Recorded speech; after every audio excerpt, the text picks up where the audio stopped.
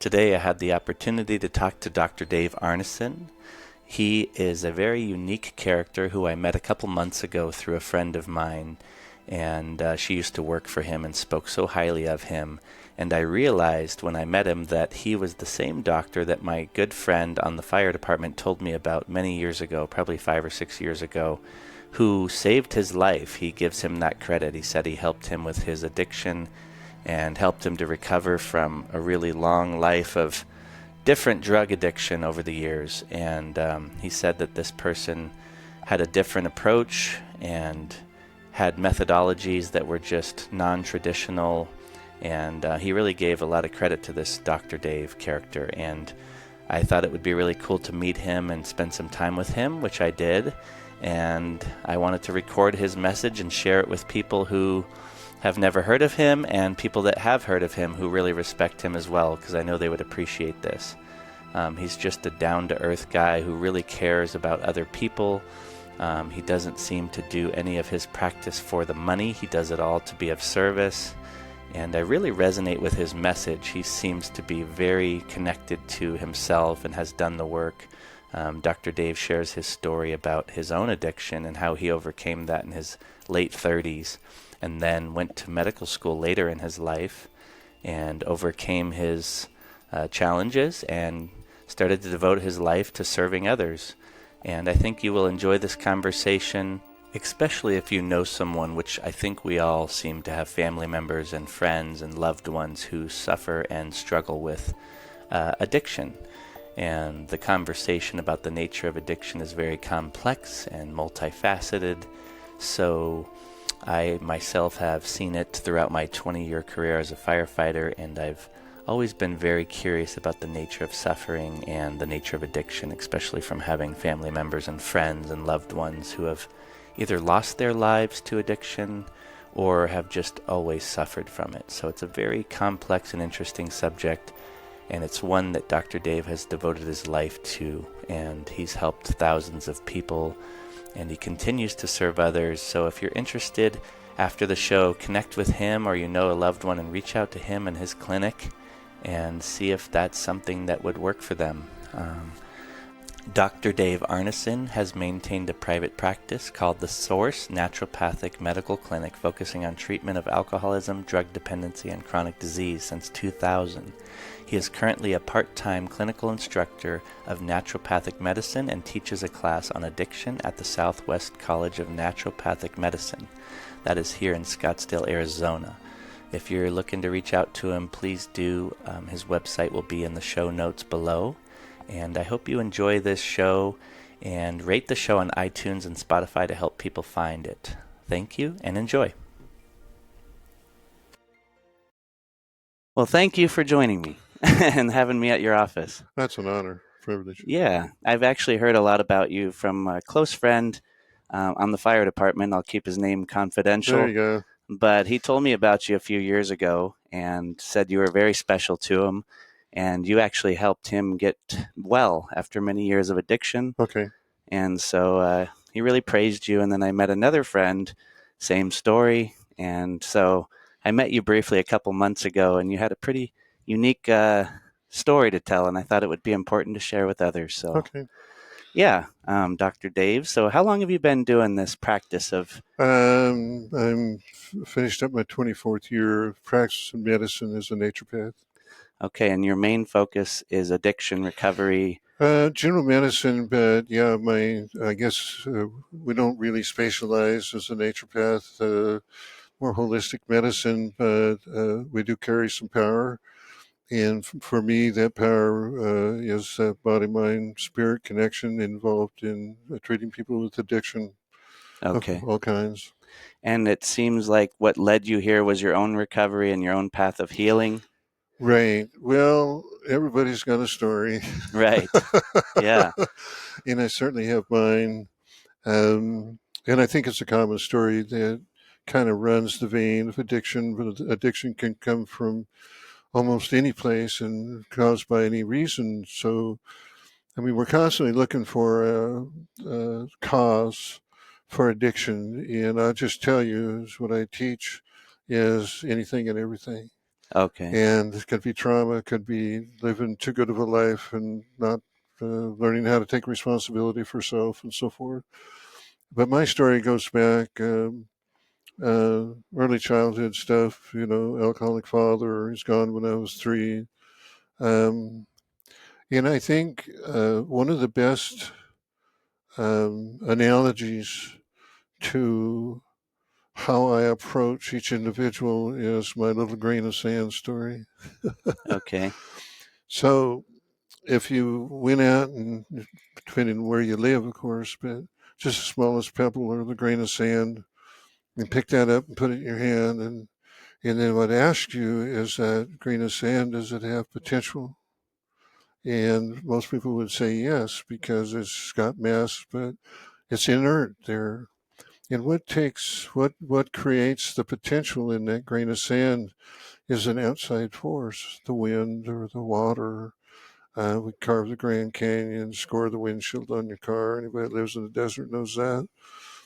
We're kind of like that little grain of sand. So uh, when we're in our mother's womb, that grain of sand or that potential is not realized as being developed.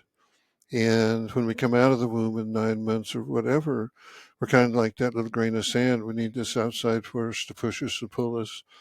And that would be your mother, your father, your grandparents, your teachers, your mentors, your pastor. Um, but we don't always get pushed and pulled in the right directions, and a lot of things can change. But I think sometime around 8 years old, and I think that's what happened to me, I started realizing that I was in this universe. I don't necessarily think that I had a place in the universe, but I was there. And we look outside of ourselves, and because we may have traveled a sort of an arduous struggle to get where we're at, uh, and I grew up pretty poor. So everything outside of me is something I wanted, and so I reached for it, but I couldn't quite get it because, it was just the way it was, the way we grew up. In the end, when I was 14, I swore I'd never be like my dad, and went on my first blackout drunk. And but I started drinking here and there, not always, but it made me one of them, and it gave me this sort of a direction in life, and I could be one of those temporarily. Well, I woke up when I was 36, and I had a bankrupt contracting business, and another marriage gone, another house gone, and I woke up actually in a snowdrift. I had about 3 weeks sober. I've been trying to do the AA thing, and I was feeling pretty good, but I had to go north. I got sober in El Paso, Texas, and I had to go north to work on a motel, boiler on a motel. And I remember leaving town and getting a half pint of whiskey and a 6-pack of tall boys, and from Truth or Consequences, New Mexico, headed back that 120 miles to El Paso. And next morning, I woke up in Snow Lake in the middle of the Gila Wilderness in a two-wheel Mm. drive truck in a blinding snowstorm with a fifth of whiskey and 2 6-packs of tall boys. Wow. And drugs were involved in that too. But I finally started sensing what my truth was. How the hell did I get here? How the hell did this happen? This is not me. And I pretty much convinced at that time, I said, well, I don't know how not to drink. So um, maybe I'll go back to that AA thing, and maybe they'll teach me how not to drink. Well, unfortunately, nobody can unteach you. Right. The whole AA journey and the recovery process wasn't set up to teach you how not to drink. It was set up to, the 12-step program was to give you a way to live your life so you didn't find the need to drink. So when I was a year sober at 37, and I was standing on a roof running pipeline for a factory in El Paso, and I looked around and said, I don't want to be here when I'm 50. So at 38, I went back to college. I'd had a couple of stints in college before, but always sort of drank my way out of it or found some excuse. I just decided to study what I loved, and and that was science. Because my grade point average coming out of high school wasn't giving hope to anybody. It was like 2.3333333.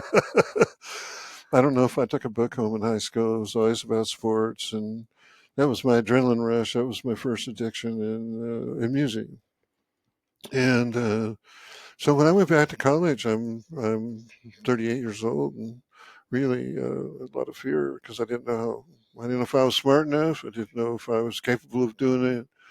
So of course I drove myself insane studying late at night and whatever. So I did okay.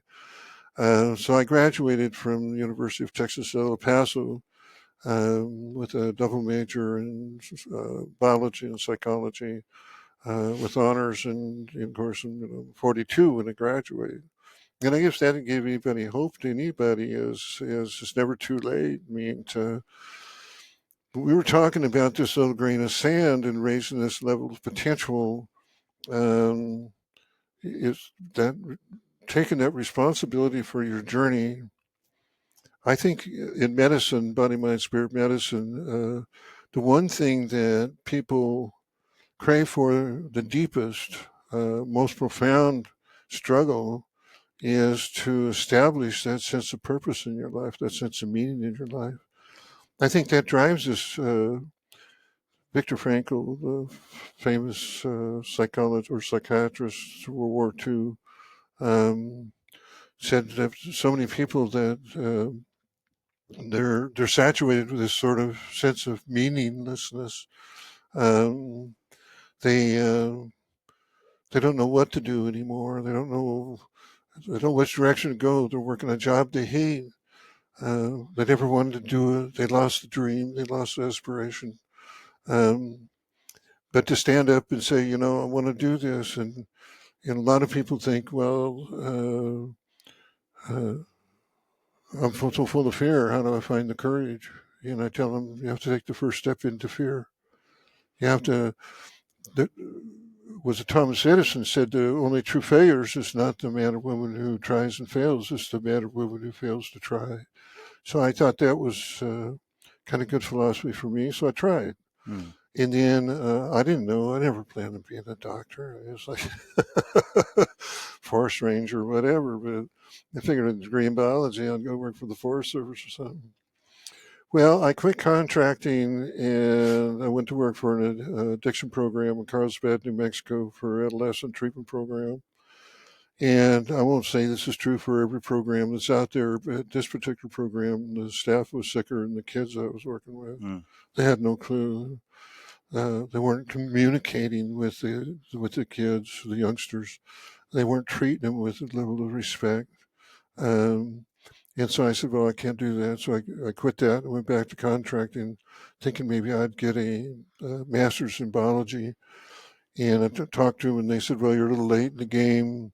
Maybe what we should do is, you know, get you to fill out the paperwork so you can come in the next semester or whatever. But I said, well, I'm going to take a couple of classes. So I took a ethnobotany class, which is a teaching of plants and herbal use and in native tradition, or even the older pioneer tradition and so forth, medicine and so forth. And then somebody said something about this body, mind, spirit medicine. I said, who teaches that? And I said, well, there's medical schools. And so I went to the library after class, looked it up, read the philosophy, and said, that's it. That's what I'm going to do. Hmm. No reservation, no doubt. I spent probably so much of my life questioning every decision I ever made. Mm-hmm. Is this the right way to go, and throw myself into it? Of course, one of my character defects, I want to do this. I mean, I've built car washes, I've done commercial cleaning, sandblast, pressure washer, steam cleaning, air conditioning work, spatial process cooling work. I've worked in the woods. I've set chokers, I've worked in sawmills, I've born on ranches and worked on farms and had all these opportunities, but it never quite connected to that inner part of me that wanted to realize in the subconscious way that need for raising that potential to the highest level. And a week later, after I read the philosophy, I flew to Portland. I visited Natural College up there, National College. A week later, I flew here to Phoenix. I visited with Southwest College, now called Sonora University, but they said, we want you. And so I signed up. And then there's another 4 years of medical school. So the thing about naturopathy is there's maybe 25 or 26 states that actually board regulate what we do. Arizona's been board regulated since 1925. Mm. And then, so there's a lot of different forms of naturopathy. There are certainly naturopaths out there that focus on homeopathy, herbal medicine, but they can't technically take your blood pressure. They can't call themselves doctors. And there's a power to that. But the other side of that power is do we want to treat that whole person when we're in the office? So uh, we go through, all the ologies, pathology, urology, neurology, gastroenterology, oncology, pulmonology, cardiology, all those ologies. We're not specialists in any one, but we're more tuned in generalist. And so we can treat a wide spectrum of things. We do have script rights, and a lot of the old school naturopaths that never went through med school will sometimes criticize us because, somebody comes in with pneumonia, I'm giving them antibiotics. I'm sorry. Yeah. But we practice that whole spectrum with acupuncture, homeopathy, and uh, but I can do minor surgery. But where I really got involved when I graduated in 2000, um, because of my background in addiction and my personal experience, I always had a great connection to my brothers and sisters who still suffered. And the question really became, what is it that we're doing that's not working? Or back to that sort of standard medicine things where we're going to check your genetics and see if we can find a gene that actually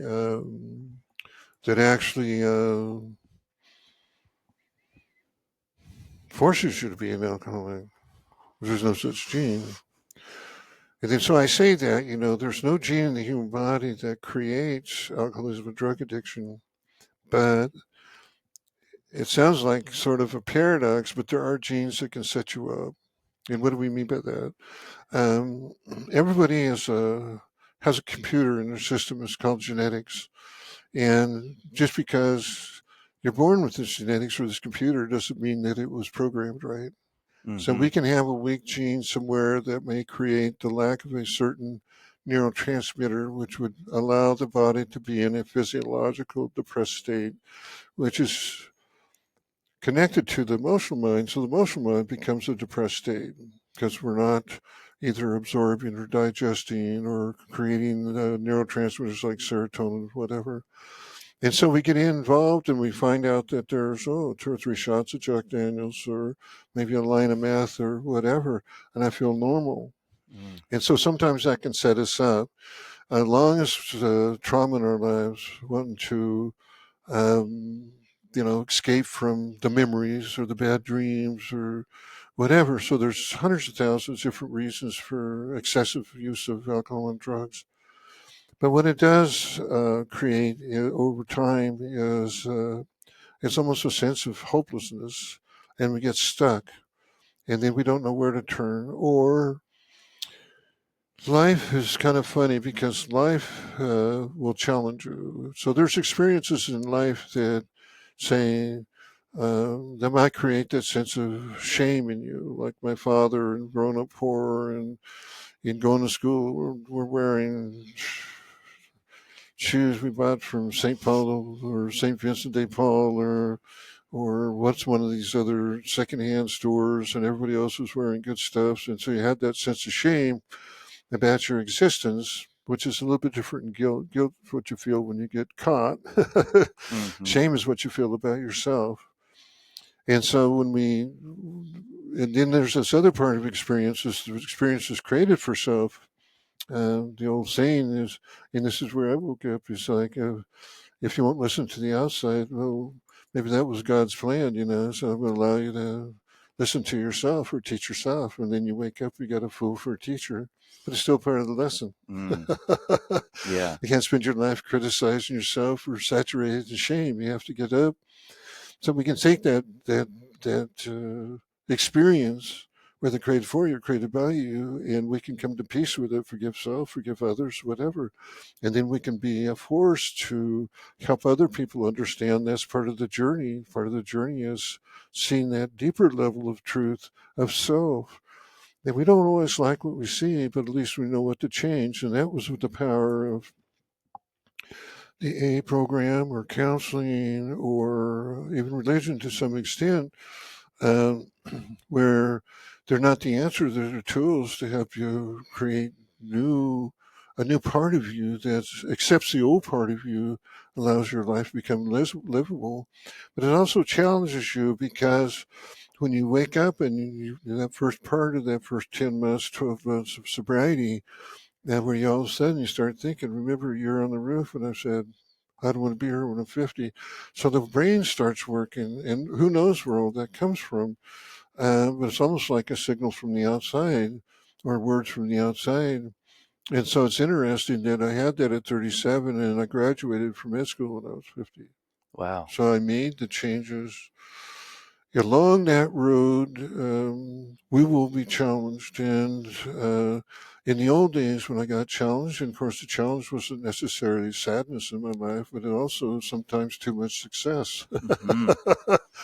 So hell, you'd party when you were happy, party when you're sad, party when nothing was going on. It's like, and that was always the other part of it was, once I started contracting, I didn't become wealthy, but I had plenty of money, and it was making up for lost time. Mm. So we finally get to a point in our life where we do a lot of stupid stuff when we're drinking and drugging, and we're bankrupt, and we're destroyed another marriage, and we do the things that are contrary to, I would say, the normal human heart, because I don't think there's a bad heart born. I think we all have good hearts. And one day you can't live with yourself, and there's just not enough drugs and not enough alcohol. And we finally get to that point. And somewhere in that point, I think anybody that's ever been involved in addictions sits back and goes, what am I doing? How did I get here? This wasn't my plan. Mm. To reaching out, and I can't tell you I was a happy camper going to AA. I mean, I sat in the corner behind a plastic plant in the corner, hoping nobody would notice me. Of course, everybody can see your misery just oozes out of you when you walk into the room. Mm. I don't remember getting 40. Well, I remember in that meeting, it was 28th of December, 1985, and yes, I noticed two things. One, there were people just like me, because I always had the alcoholics just like my dad. And they weren't. There were contractors, lawyers, Mm. county commissioners, preachers, nurses, doctors, people off the street too. I said, well, there's people just like me. But the other thing I heard in that room that day was joy. Mm. People laughing, but real. It wasn't pretend. And I'm sitting there thinking, when was the last time I felt joy? And I Mm. couldn't remember. Um, and that's where it started. But some relapses, of course, and then the snowdrift story. Yeah. and that's what got started in the journey. So anyway, so when I became a licensed doctor, naturopath, and about 2 months before I actually graduated from med school, I had been working down the street here at a halfway house that could house maybe 20, 30 guys and girls. Um, and I was there as a student, as of medicine, working clinical shifts and stuff, like residencies, so to speak, or internship or whatever. And so I was really embedded in that clientele or that patient. Uh, and So the lady that ran the place about 2 months, she said, how would you like to open up an inpatient? Of course, me, sure, why not? Thought process sounds good to me. Yeah. And so that's where I started trying to put the pieces together, because I knew what a dismal failure our efforts were for the most part in treating addiction. And anybody out there that's ever treated addiction or ran a program understands what I'm talking about. Mm. The one thing that was always missing, and the thing that's still missing in large part today, in 90% of these programs or better, is the nutritional aspect. That we stop and think about anything for the most part, we stop and think about alcohol, impairs the absorption of every critical nutrient. We start talking about meth. What are you talking? A Twinkie, 6 Dr. Peppers, 5 packs of cigarettes a day. Cocaine, you may eat once a week. Heroin, if you eat, you're chronically constipated. You can't move toxins out of your system. You're recycling these toxins all the time. So what we have is we call this brain, which we call the first brain, but this brain, the gut, is the second brain. And the gut is compromised. So we bring you into a normal addiction program, and we'll give you, food and so forth and so on, and we expect you to respond much quicker. And when you don't, we'll say, well, this post-acute withdrawal syndrome or this long-term kind of effective alcohol and drug abuse, maybe 6 months to a year with alcohol, 6 months to 2 years with meth or opiates, where you stay fuzzed out, lack of concentration, generally GI, immune system problems, anxiety, insomnia, keep going on and on and on. And so then they would give you the psych meds. Now, not here to bang on psych meds, but it's counterproductive early in sobriety. Now, maybe 10% of the people in the world actually will benefit from those things, but the other 90% we find would have done as well on the placebo. What we have to do is, how do we get to the brain? How do we solve this issue with neurology and serotonin and dopamine and so forth? And about 4 months into it, I'm struggling. I'm dumping pills in these guys' meds, and it's slow. We're getting there. My thing with the first detox was I had to get them sleeping. And if I get them sleeping, I can send them back to the halfway house. Within 3-4 weeks, maybe some of these guys aren't sleeping yet. Mm. And so about 4 months into it, we're trained in IV nutritional therapy.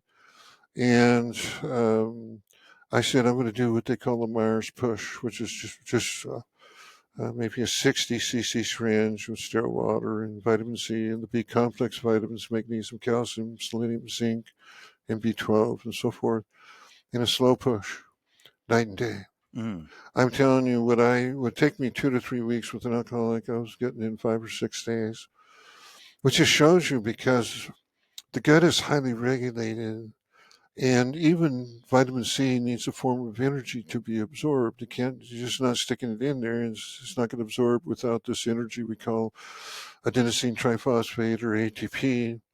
It's kind of a complicated thing, but it's kind of like our gasoline, which is all carbons and hydrogens, right? Hydrocarbon. But all the carbons are attached with double bonds, and we have to break these double bonds to get one of these double bonds to get the energy to absorb vitamin C. But ATP does that, so it's 3 phosphates attached to an adenosine molecule, but they're all double bonds. So I have to break a double bond to basically, but I can't make ATP without vitamin C, B complex vitamins, magnesium, manganese, iron, So I can't absorb it. I can't make the energy to make it work. So when we came in through IV, what we did is we put these essential coenzymes, vitamins and minerals, into the system. I could feed the gut in through the back door, and we could see day and night changes in these people. And the next phase of the development was restoring proper balance of the amino acids, or the neurotransmitters, of what we call the master neurotransmitters, serotonin, dopamine, noradrenaline, and adrenaline, to make everything else work. Because serotonin is not just a neurotransmitter gives you concentration and focus. It's also the neurotransmitter that makes the gut move to prepare stolsis and so forth. So anywhere in the body, we have the serotonin, or it converts to melatonin for sleep and so forth. So these little complexities, but if I can just get the basic molecules in there, and see where we're at, and then of course protein therapy or amino acid therapy, because that's how we make neurotransmitters, is through amino acids like 5-hydroxytryptophan and tyrosine and so forth. So we started putting those into people, but in combination with each other. We never just treated one side. We treated the serotonin and the dopamine side at the same time.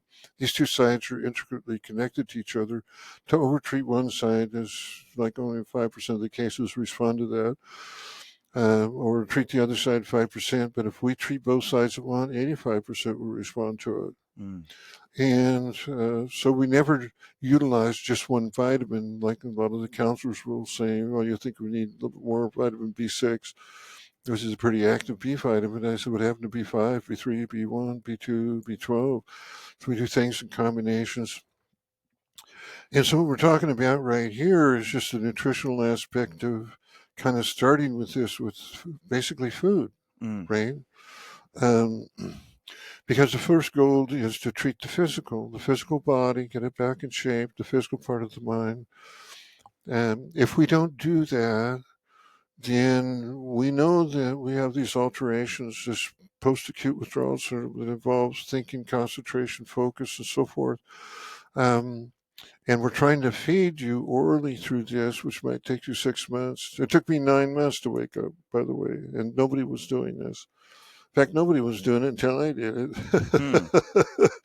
I'm trying to find the answers, and there are other people, quite a few people doing it now. But so the key really for us was get them woke up. So what it might take 6 months to a year, we're doing it in 3 to 6 weeks. Wow.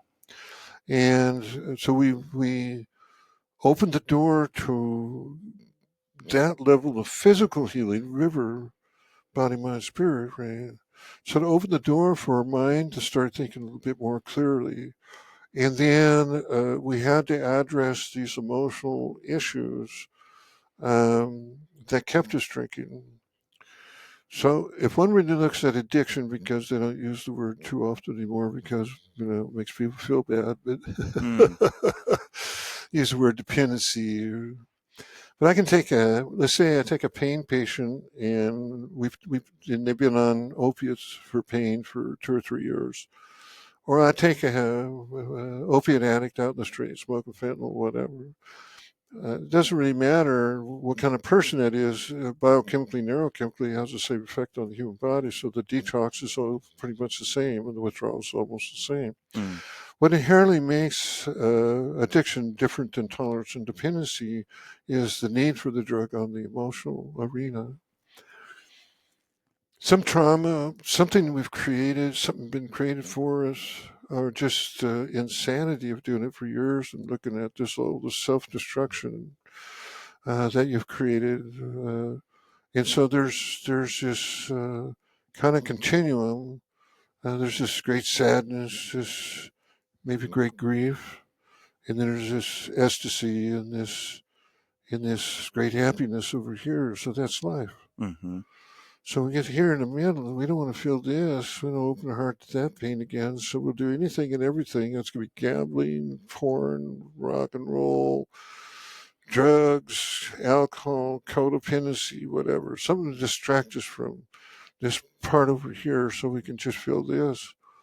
But somewhere this, whatever we're using chemically or action-wise, it's just emptiness. It's just that great sense of meaningless, which creates more depression, more anxiety, the more need to use.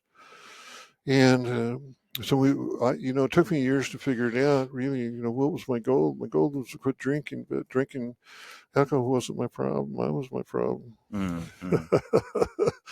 And we have to go through this repair work. It literally took me 9 years of sobriety to learn how to forgive myself and forgive others that had harmed my family. And then I knew peace. I knew that sense of serenity. I can still get angry. Everybody can. These are normal human emotions. These aren't, but I can't stay angry.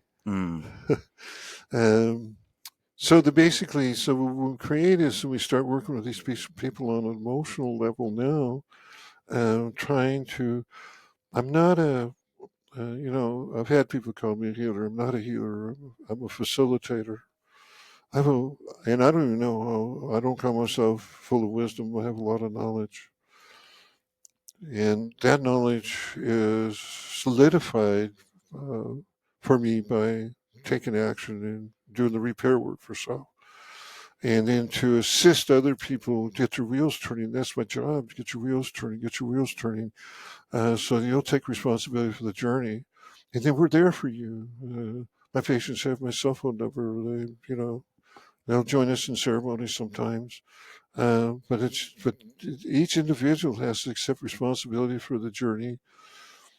I tell them all, hey man, you gotta get on the train, man. You gotta get on the train, because if you're not on the train, I can't help you. Mm. We all go through that. All those people that have found a way to find some sense of purpose and meaning in their life, and that is service to others.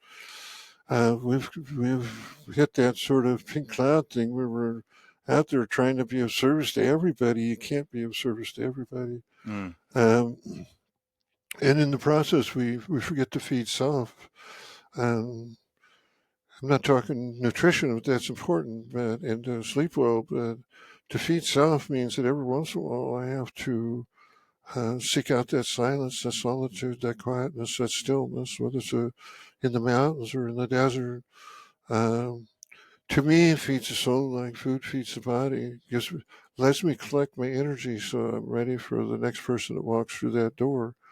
I don't have the answer for everybody. You have your own answers. The Buddhists would say you have all your answers. You have to find a way to find them. So I can be part of that toolkit for you, but I can't be the answer for you. And I think that's where Mm. famous people like Viktor Frankl and stuff kind of understood it. He said, "Hey, if you've got to remember Viktor Frankl. He was in 4 death camps, concentration camps. Wrote the book Man's Search for Meaning: The Doctor and the Soul, and the Meaning of Meaninglessness, where he talked about if everybody's going to suffer, nobody's going to be immune to it. We will get challenged. I've lost my hearing in sobriety. I've lost a wife in sobriety. Um, my brother's gone. My sister's gone. My dad's gone. So a lot of course, I'm getting older. Halfway expect that, but we'll be challenged. We'll be challenged with this great sadness, but we can't escape from it. But the only escape we have is the willingness to grieve. Mm. And people say, "Well, I don't want to grieve. That feels bad." But to grieve is to heal. To allow yourself to feel that great sadness at the deepest part Mm. is to grieve. Is to heal. Is to say, in the Buddhist way. And I'm not a Buddhist. I'm not a religious guy, but I like the philosophies. The Buddhists would say, to the level of grief you're willing to express is equal to the level of love that you had for that person, place, or thing. Um, and when you allow yourself to feel that, what you're showing that person who's left, when they're to the Buddhists, they're consciously aware of how you feel when they're there for you, how much you did love them. And I had to experience that in my life. And I believe that without reservation, without doubt. Of course, I always remember that famous guy had about 3 weeks sobriety, and I'm in an AA meeting, miserable as hell, depressed, and some old timer got up and he says, "Oh man," he says, "I'm sure glad I could feel today." And I said, "What the hell? I don't want to feel this shit." But I understand that I had to open the door. Even when my wife passed away from cancer, I knew I had to feel it. I knew I had to heal. Mm. But I also understood that by that time in my life, everything's part of the lesson. It wasn't just her cancer; it was my cancer. It was in this level of what we call potential. Uh, to raise that potential to the highest level through not just the wind that blows or the water or the mother and the father or whatever, as experiences in life. Um, it brings us back to, I think, there's a aura of deep seated humbleness. I'm not talking about humility or being humiliated. Humbleness, that that you're that grain of sand, but you're okay with it. That you are part of the universe. That you have a role to play. And that when we reach out and allow ourselves to be teachable through all the realms, negative, positive, whatever, to raise that potential to the highest level so that we can be of service to your brothers and sisters in this world. And I tell my friends all the time, I said, the only way you're going to change the outside is you must change the inside. I can't do anything about all the insanity. Viktor Frankl called it the collective neurosis of our time. I can't do anything about that. But if I change myself and I'm going to walk this road of serenity and peace inside of myself, and then I can encourage or help other people find that, find it in themselves to create it, and find the courage in themselves to do something different in their lives, then I've done what I need to do in the universe. Mm. Um, so I had to come off the hill, and when I say that, it's just like I had the house on the hill, I had the contract business, and I had to get humble, Mm-hmm. and I had to become teachable. And I'm going to tell you something. I probably still have some issues with that, but it doesn't last forever. Mm. So I would tell people, look at your life, but what you do is you journal, you write, and then maybe one side of the page you write, how do I see myself today? And then maybe on the other side of the page, how would I like to see myself on the day I leave this world? Mm. And then you try to live that. And I will tell you, if the people out there that are going to listen to this, and I don't know, if you got kids, take care of them, teach them right. Mm-hmm. You know, uh, I grew up, my family was insane. My brother ended up in a mental institution. My sister was pretty much insane the rest of her life. Uh, my mother did the best she knew how to do. I loved her. My mother, before she passed away, said, I was so sorry it was so hard on you kids growing up. And I told her I thank God every day for it Mm. because it taught me nobody was going to give me anything. I had to reach out for it. I couldn't say I'm going to read this book and then I'm going to be a doctor. I had to struggle through that. Even at 45, 46, when I started med school, hell, there's still anxiety. I mean, what am I doing? I'm leaving this perfectly good way of making a living. I'm going to the unknown again. Mm-hmm. But this driving force inside of ourselves that says, man, we need to find a sense of purpose. And it changes for everybody. You don't have to be a doctor. It doesn't have this. Not every doctor has it, or nurse, or be somebody to their children. That's purpose and meaning. If you work in a convenience store, be fair, be honest. If you're a mechanic, you're repairing a car for somebody, you want to keep them safe for the next 100,000 miles. That's service to others. So Mm-hmm. there's a lot of ways of being a service to others. Take pride in what you do, but love what you do. Mm. Let it challenge you. And if it's not challenge you, reach out, start doing some exploratory work, start looking at what did you leave behind? So I'm going to end this with a story. Um, so I had a patient come to me. She was 42 years old. She wasn't a drug addict. She wasn't an alcoholic. Um, extremely depressed. So I asked the typical question, which I would ask anybody that wants to listen to this. If you're depressed, do you have any idea why you're depressed? Because 85, 90% of you know exactly why you're depressed. It's situational, it's perceptual, how I see myself or what's going on in my life.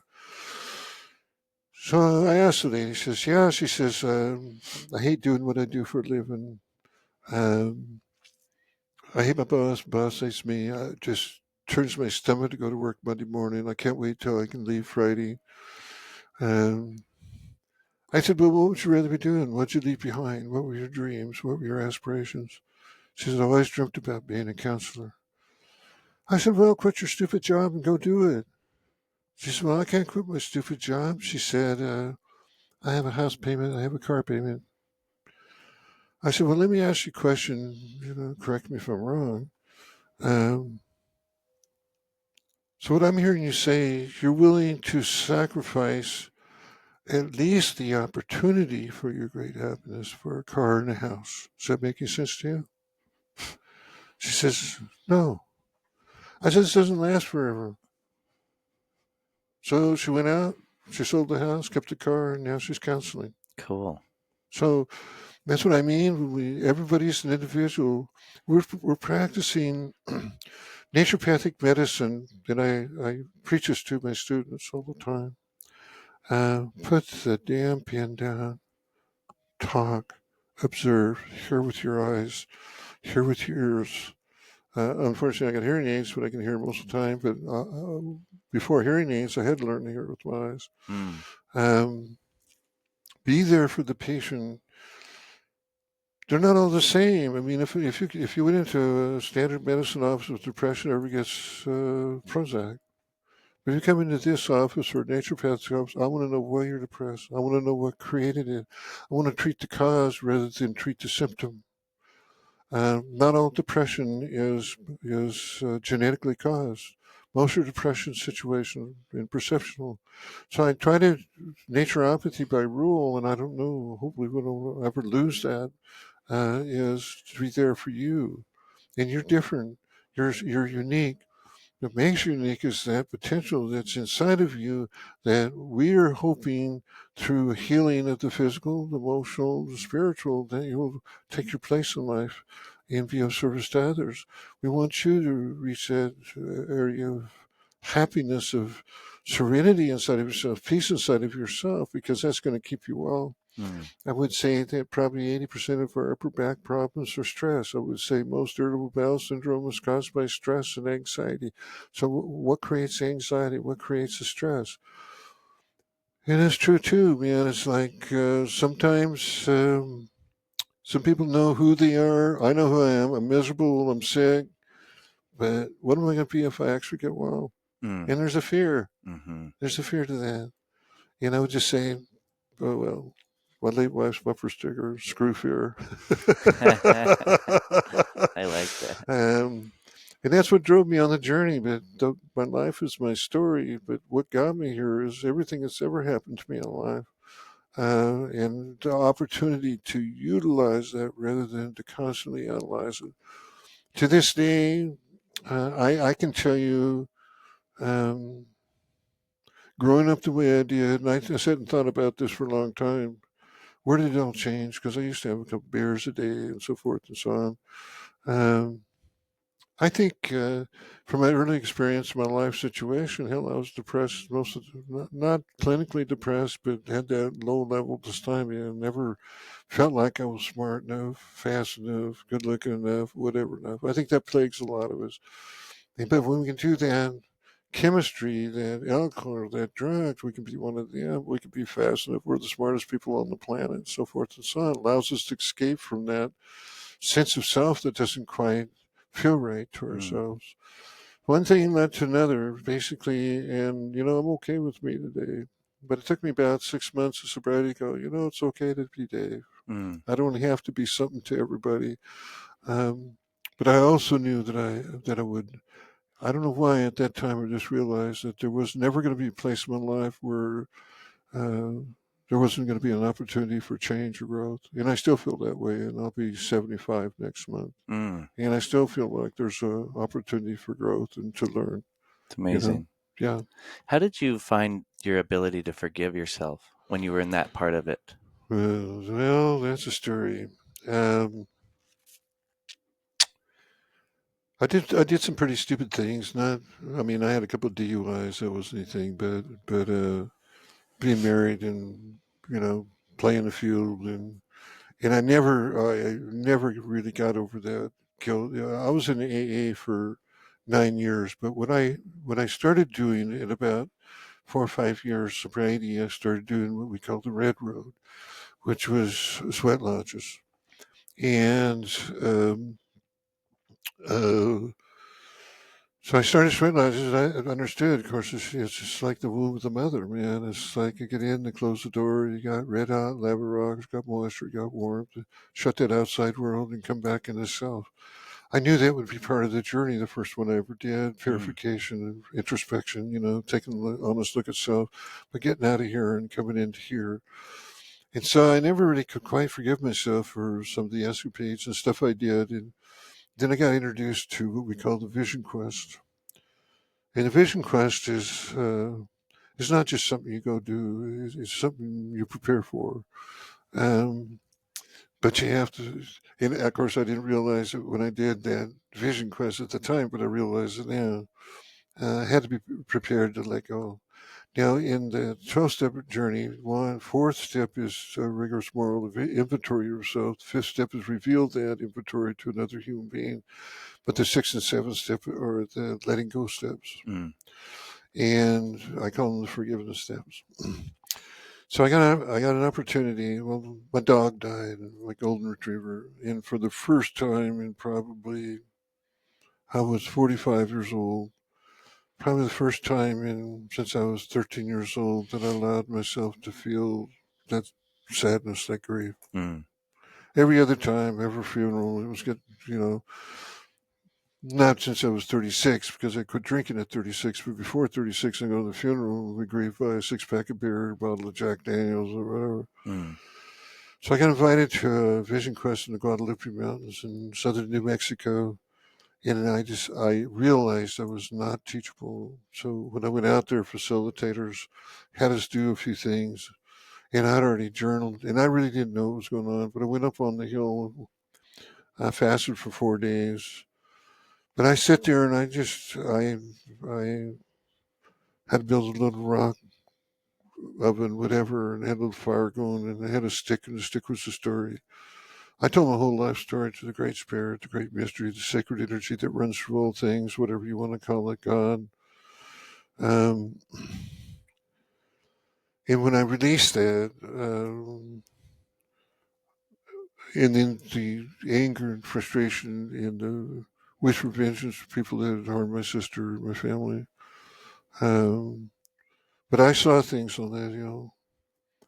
I saw that whatever I wanted to do as a human being for revenge or whatever um, wasn't going to take away from what that person had to experience when they reached their destination and go through the sacred gate.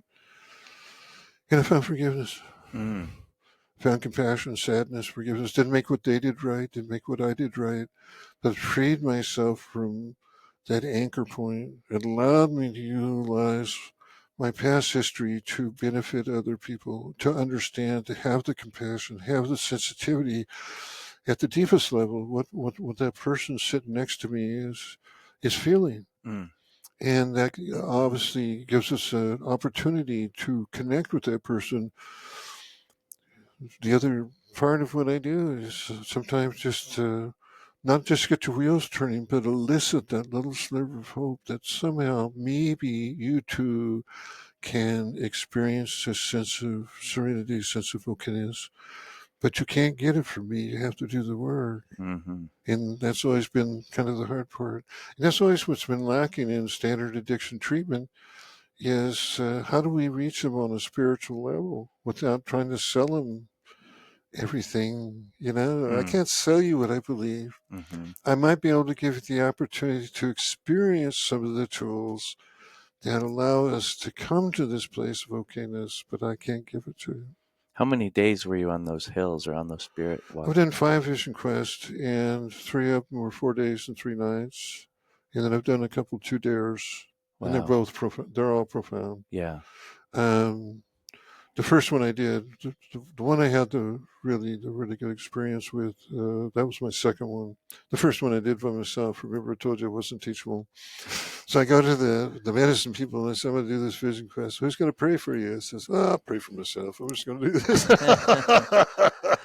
That's funny. What an arduous climb to the top of this mountain, pulling water up with ropes and get to the top of the mountain. And the voice says, you can't be here. I'm here. I'm going to stay. You can't be here. Can't be. Drove me off the mountain. I get back to my truck. Took me 12 hours to get to the top of this mountain. Took me an hour and a half to get to my truck. The whole thing was a vision quest, but it was a Mm. vision of self. And then I understood how unteachable it was. Mm. And at first, I was really pissed off at myself. And then the second thing is, I just laughed my ass off. But, there's no such thing as a bad vision quest. If nothing else, you get the vision of self, and that's what I got. So the second time I went, I had to be.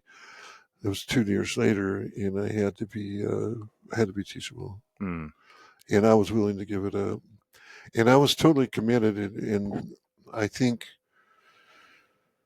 I don't know how to phrase this other than I just said to myself, this is right after my dog died. I'm sitting on the sidewalk outside of my home. I had a couple of guys living with me. I was in recovery. I was single at the time in recovery. I'm sitting there crying like a baby, holding this golden retriever in my arms. Man, I felt it, you know. First time in many, many years, I'd allowed myself to express this grief. Mm. And my late wife, we were connected, but we weren't living together. She came over, we buried him. It was kind of amazing as I went to bed that night. When I woke up the next morning, I had the sadness, but I didn't have the grief. Mm. And I can live with the sadness. It's like I can have sadness with my late wife's passing, but I don't have this overwhelming, stored up, um, debilitating grief that's not being expressed. That's why I say Mm. to grieve is to heal, whether through grieving resolution or, you know, I got tools that I use with people, you know, find a place, quiet and stillness, allow yourself to feel this sadness. Mm. I've had women come back in, one was 65, lost her husband of about 45 years, can't express grief, depressed, student came in, it was a training clinic. I told her, I said, make some sacred space in your house, light a candle, close the door in the quietness and stillness. I don't know what your belief system is, but just say this simple thing. I don't know who you are. I don't know what you are. I don't even know if you even exist. All I know is I need some help down here. Mm. And then talk about your loss. 3 weeks later, she was back in and said, wow, I feel so good. She said, I didn't know I had the right to grieve. Mm. That's amazing. Yeah, I mean, this is sort of, I think so much of this is so lacking in our culture and our society today, just to sit back and I preach and preach and preach. Just go to the simplest place first. Mm-hmm. I can't tell you how many people have come in here that couldn't grieve. They were on antidepressants, antipsychotics, anti-anxiety pills, and it's like pointless. Yeah. Never solves anything. Just keeps it trapped. Yeah. And then you don't want to feel it. So then that can lead to any other kind of addiction, you know. So that's kind of the medicine that I practice, and you know, I preach it and teach it. But I'm always, especially the students that I still teach, because I have a couple today. I think you saw. Mm-hmm. Uh, go back. What are we? We're not just doctors. Mm-hmm. We facilitate. We're facilitators. And I tell these students, look, you can't facilitate what you don't know. That means Mm. that each one of you has to look at the truth of self. And you have to spend time doing it. What works for you? What doesn't work for you? What do you need to let go of? What are you? What anger? What resolution? What sadness? Because you will be plagued in your office with these people. Then all you're going to do is you're going to reach over for an herb, like the doctor over here reached for Prozac. I Mm-hmm. want to know the story. I want to know which direction I want to go. I want that release. You know. Yeah. And it seems like you're very oriented towards like the victimhood model is obviously the real problem versus the opportunity model and seeking that spiritual connection Right. somehow through silence or it's really like listening or getting in touch if you want to call it prayer, Right. but it's like that higher self or higher. There's many roads to spirit, and Yeah. spirit is not a religion, not really a religious concept. The word spirit, there's a couple of words in in Latin, spiritus, which is actually the word for alcohol because it, you know, Mm-hmm. kind of carried them to the spirits. Yeah. And then spire, which is really where we get our word spirit, but spire means to breathe, to feel alive, but not just to feel alive, to feel alive. Mm-hmm. To be conscious of that automaticity in your body, that heart that beats and the breathe, and to feel that, you know, that's where it starts. You got to feel alive, and then psychologically, physiologically, we feel alive, but psychological that can follow with effort and walking into fear and bringing your potential to the highest level, but not about ego. It can't be about ego. Mm. So even when you practice ceremony, whether it's a sweat lodge or a vision quest, because I've facilitated many vision quests for other people, I've poured water in the lodge, but it can never be about ego. Because the minute you reach that pinnacle of your potential, uh, you also have the potential for power, and the power can be misused. Like you can't think, well, I don't warn you, or whatever. I'm just another human being on the journey. I have a little bit more knowledge, maybe, but I'm sure that each patient has something to teach me also, Mm-hmm. right? So I never see a truly teacher to patient relationship or a teacher to student relationship. I look at it both ways. I like to know who you are. I like to know where you come from. I like to know what created you. You know, Mm-hmm. the students the same way. I tell the students all the time because we see this in med school where somebody will come in and start teaching. Well, I've been doing this for before you were born, and I know what I'm doing. And I go, it's not my job to make you more miserable. It's my job to help you through the misery, man. Relax. They come in here, oh man, they're afraid they make a mistake or whatever. I says, God, you gotta make a few mistakes, man. As long as you're Yeah. not killing somebody. That's awesome. When did you find Viktor Frankl's work on your journey? Because I've really loved his work and it's really um, inspired me as well. well, 6 months into sobriety, I picked up another book, which was called The Search for Serenity and How to Achieve It by Fresnel. And that was my first key. It was a lot like Viktor Frankl. I guess it's life, man. I mean, there's always a place where you can start again. Man has two great rights: the right to be right, the right to be wrong. Um, there is no there, there's only the journey. People who think that they're never really begun. Mm, And then that kind of led into probably Viktor Frankl,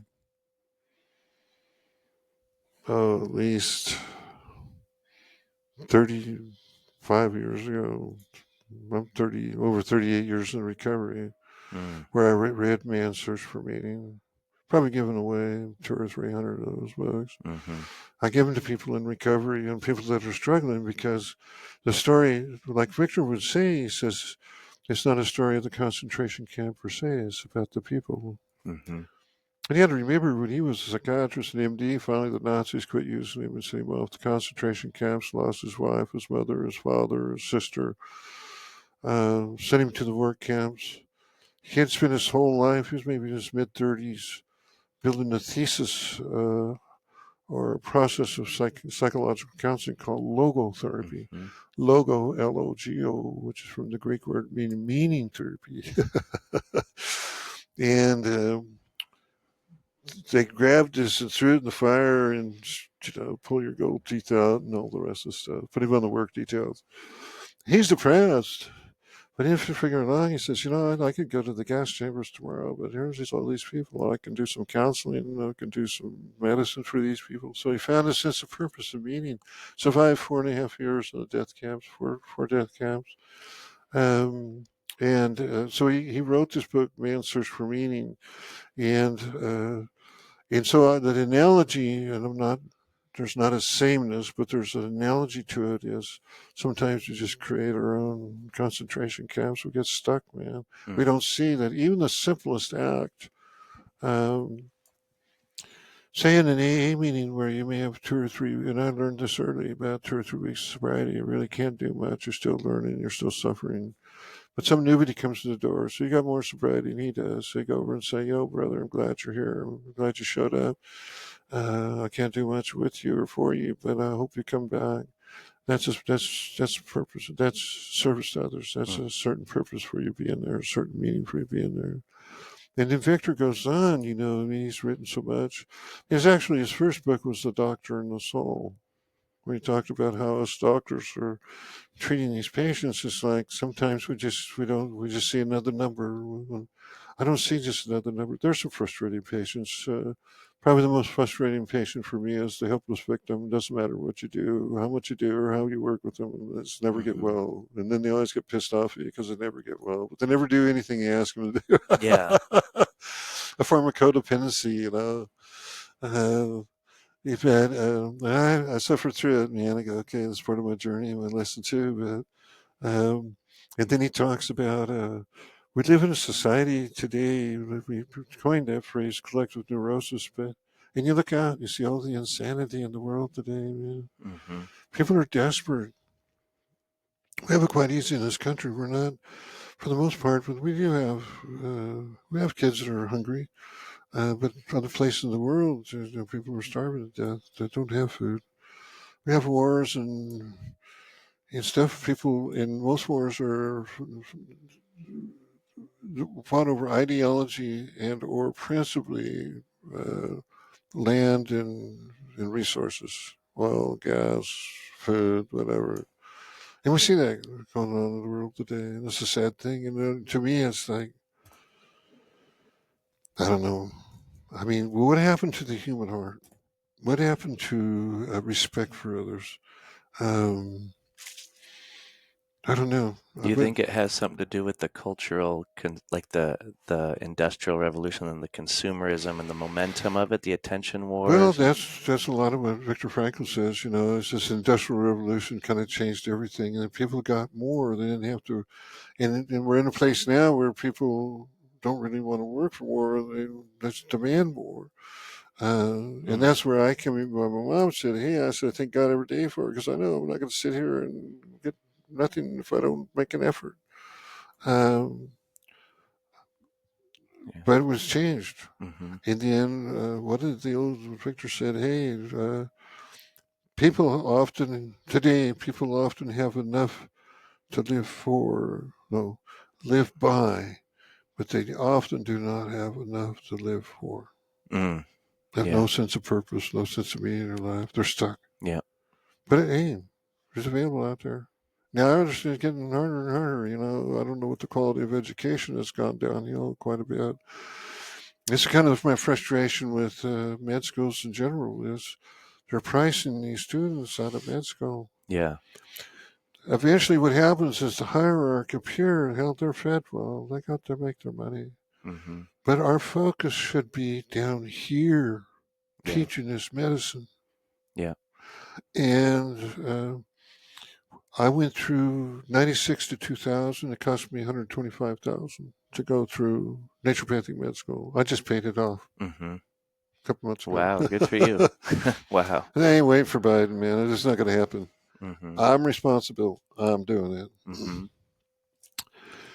Now it's about 250, 300,000. Yeah. And I told the students, I said, well, I kind of looked at it this way. I don't know if I'll ever get this dang thing paid off, but Hmm. I'm doing what I love doing. So, you know, And it detours a so lot of over 20 people. years paying $850 a month into this damn thing, you know, Hmm. 5% interest, but I'm doing what I'm doing. Yeah. And I finally got to the point where I got a little advance, a little gift from my mom's estate, and I had enough money to pay off, you know, the loan. And how do you make the treatment and the opportunities for these people that come to get help affordable for the average person? Because that seems to Well, be a it's big always part very too. difficult Yeah. because, and you know, somewhere, but my first 2 years, it was almost all free. Wow. And I bought the resources, but it cost me $5 to make a push. I said, I got to learn this. So I looked at my first 2 years as my residency. Although I didn't Hmm. have a mentor doc, because hell, nobody else was doing it. It Yeah. was like constantly saying, how do you treat this alcoholic? Nobody was, you know, homeopathy, whatever. Mm. No one's looking at the basic issue. In the end, because I taught clinical medicine in a community-based system for quite a number of years, about 20 years, and then school paid me. And then we started the River Source in 2002. So I had this little offsite thing with them for many years. So I always had a little extra money.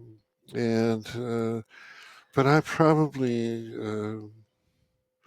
it's hard to say because I never kept track of it, but I'm sure somewhere between five and $8,000 a year in free services. Wow. So you're talking 24 years. That's quite a sum of money. Yeah.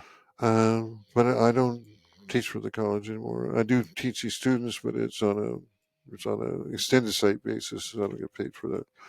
And then River Source, their second uh, in-house treatment center, they finally sold out, and they sent me an email said we're canceling your contract. We're going back more traditionally. Well, we were in IVs, amino acids, nutritional medicine. Hmm. Plus, I'd lecture for an hour or two a week Mm. to and teach nutrition to these budding healthy people. Hmm. Um, So I lost that. So most of my income is derived from this clinic. And then you're looking at, we're not in the insurance right state. So, like Washington, Oregon, what that means is the insurance right state is if they sell insurance, any company, Humana, Blue Cross Blue Shield, in a insurance right state, that mandates that that patient has the right to see me and Mm. I can collect the insurance. We're not that in Arizona. So it's a cash and carry business. And then, of course, if you kind of notice that the economy kind of sucks, and the first thing that goes south is this cash and carry business, right? So we've been, people have to buy food, they have to pay for gas. Expenses have gone up 25%, income's only gone up 6%. And these are just the basic truths. I'm not Mm-hmm. saying Democrat, Republican, I'm not Sure. using this as a political statement. It's just the truth because Yeah. I sense it and I've run businesses, so I understand this. Um, and so we're not. I would say we'll survive, but I have to put money. I had to put money in the last 2 years into this clinic, so keep the door open, Yeah. and that's $25,000 in Phew. the last two and a half years through COVID. And we had plenty of business during COVID because we Mm-hmm. never stopped treating COVID people. But after COVID and everything kind of dove, and people weren't working and collecting money from the government. Yeah. So it is what it is, Yeah. and there's a dream and there's an aspiration, but don't be ever convinced that there's not going to be a struggle because there is, Yeah. you know. Yeah. If you were to die today, what would you want to share with people? You ever thought of saying that or? Well, there's a famous story about this old guy. He was really the best guy in the neighborhood. Took care of his neighbors, kept an eye on his elderly neighbors. Had two daughters and a son. This is a true story. Mm. And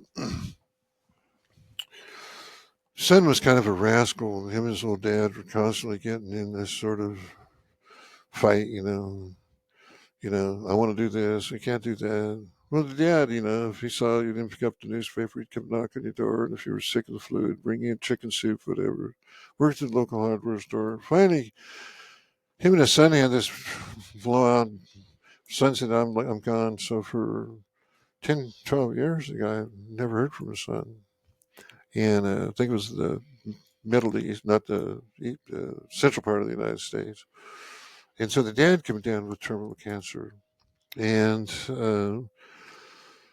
And so he really wanted his daughters, they're taking care of the dad, but they really want to try to find the son to let him know dad's dying of cancer. And so they finally locate the son in Louisiana. And said, "Hey, your dad's dying. No, you have differences, but it's the only dad you got. You might want to come see him." So he did come see his dad, and they got to talking, and they did some healing and did some crying and they got some hugs, some making up, and so the son asked the dad. He says, "Oh, I'm sorry about all the past years." He said, "But I'd like to take a message from you to my children to pass on from their grandfather. And what would you say to those people before you go?"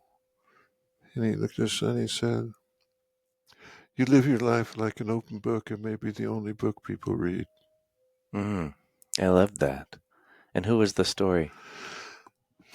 Trapped up Okay. Yeah, I didn't know here. if it was I a don't know where it significant came out of. I other. think it was a Reader's Digest Ah, story years yeah, ago. that's beautiful, though. Oh It's a yeah, good message. I always remember that because it's so profound. And if it wasn't a true story, it'd be a profound story. Yeah, absolutely. And Just do your best. It's never been about perfection. If it was about perfection, hell, I'd be out on the curb shooting dope and drinking with you. mm-hmm, It's about progress. It's about giving it your best effort, your best honest effort. mm-hmm, And the other thing I would say is do a daily inventory. Are you headed in the right direction? Are you doing things for the right reason? Are you practicing honesty and integrity in your life? Are your selfish actions hurting other people? Do that daily inventory. Why take it with you? I'll tell you one more story. mm-hmm. This is this is a true story because I had a friend. His name was Chuck, and Chuck and I were fast friends. Hell, we drank together, fished together. Finally, I quit drinking.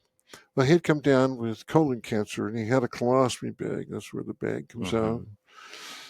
And we used to joke, and I got back into contracting at that time, but I was starting up school. I was about 3 years into my undergraduate work, and we'd joke about him getting because I was a contractor and he was in the parts guy, and he'd talk about putting the plumbing back together so he could poop out the right hole. Kind of funny thing. Yeah. And I hadn't seen him in a while because I'd gone back to school, and I asked, or his wife called me, and she said, "Hey, you need to go see Chuck." And I said, "What's going on with Chuck?" She said, "Well, uh, the cancer's back. It's everywhere. They gave him maybe 6 to 8 weeks." I said, "I'll be right there." I was in El Paso.